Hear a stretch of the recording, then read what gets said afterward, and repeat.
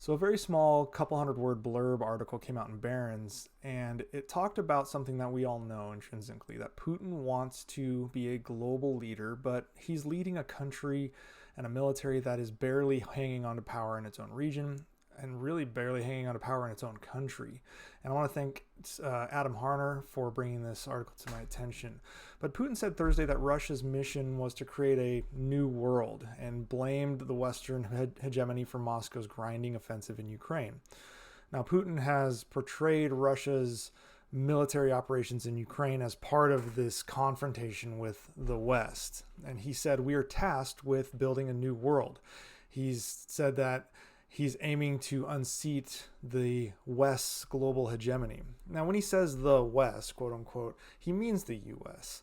And when you look deeper into the West, you certainly have the US at the center of gravity. However, the US has formal military treaties with like 54 countries, including all but a handful of the largest economies in the world. Russia has formal military treaties with like 5 countries via the Collective Security Treaty Organization, and that's Armenia, Belarus, Kazakhstan, Kyrgyzstan, and Tajikistan. And we saw yesterday in my video that Armenia is really wavering on that support of Russia. Meanwhile, the U.S. is a part of NATO, which is they're a part of ANZUS, which includes Australia and New Zealand. They're a part of the U.S.-Japan Security Treaty, the U.S.-South Korea Defense Treaty, the U.S.-Philippines Defense Treaty, the Rio Treaty, which involves almost like a dozen countries in South America, including Brazil, which is a BRICS member. So when Putin discusses countering Western hegemony, he's telling the truth. The West is hegemonic. That is what happens when 56 of the 60 most powerful countries in the world ally together. The fact that your crappy despotic policies in Russia don't fit into that mold is not our fault. That is how power works. You mold to us, not the other way around. We are not acquiescing to your shittiness. You want to play ball? You play by our rules. The US has more military treaties than China and Russia combined, by a factor of 10. Putin says he wants to build this new world order, but the issue is he can't. Russia is not even remotely powerful enough to own both on its own, both militarily or economically. Russia has very few allies, and those allies are very weak, and even their friendship with China, their friendship, not an alliance, with China amounts to less than what China does with the US. It merely is an ideological agreement between Xi and Putin that they both want to be dictators, they both like how their systems of government operate, and they don't like the United States' push for a more democratic world. When the chips are down, though, when it comes to Russia, China will play ball with the US, and we've seen that their unlimited friendship has massive limits. And this is something that actually China is exploiting of Russia. I mean, they're changing map lines and getting cheap energy from Russia under what Russia would normally be paying or be selling it for. There is no scenario where Russia unseats the US, let alone the collective West as the hegemon. The GDP of Russia is smaller than that of New York, Texas, and California. California alone is double Russia's GDP. Side note also, if California were a country, it would have the 4th largest economy in the world, and Texas would be 9th. That is how big the US is. And Putin thinks he can overtake the whole US? Well, of course he doesn't. He doesn't really think this, but he needs to say these things to show the us versus them, to show his people that I'm the only one that can do this, that Vladimir Putin is the savior of Russia. The same thing goes for Xi. And in a future video, I might describe what China and Russia teach their children with regard to the US and the West, so you can see exactly what I mean by this us versus them indoctrination. Putin says the West always needs an enemy. Well, this is purely projection by Putin. Authoritarian dictators need a collective enemy, a boogeyman to create an us versus them mentality, as I just said. If those enemies don't naturally occur, they create them. The Kremlin created an enemy and continues to create them for 3 reasons. Justify Putin remaining in power, generating excuses for their atrocious behavior abroad, not only in Ukraine, and also distract the population from his domestic failures. Basically, Putin is essentially saying the world wants to destroy Russia, and I'm the only one that can save you. Oh, and by the way, don't pay attention to our failing economy, our failing infrastructure, our failing global influence, the crappy job market, our declining currency, etc. Notice that China is talking about Taiwan and the US a whole lot more, and not so much about their impending demographic and economic decline.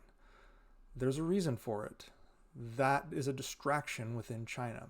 Plus, when things go wrong, they can blame the US and NATO. Fail to take Kyiv? NATO. Lose Kherson and Kharkiv? NATO.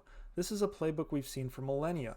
Furthermore, Putin was never concerned about NATO. That is his Trojan horse. Putin may dislike NATO personally, but it is immensely useful for him. In December of 2021, he sent demands that NATO return to the 1997 borders and deny the accession of Ukraine and Georgia. These demands were supposedly to deter Russia from taking action in Ukraine, which at the time felt threatened by NATO enlargement on its borders. And they said that they were going to use this to achieve their security interests. Putin did not demand NATO denazify Ukraine. He didn't even demand the demilitarization of Ukraine. This letter was merely a step, a show in the use of NATO to justify his actions. Given he knew the denial would obviously come, he prepared new goals that included the demilitarization, the denazification, and the liberation, quote unquote, of territories of Luhansk and Donetsk. Putin wants you to believe that NATO is responsible for the invasion of Ukraine, that it was because of NATO enlargement that made Russia insecure, forcing Putin to lash out.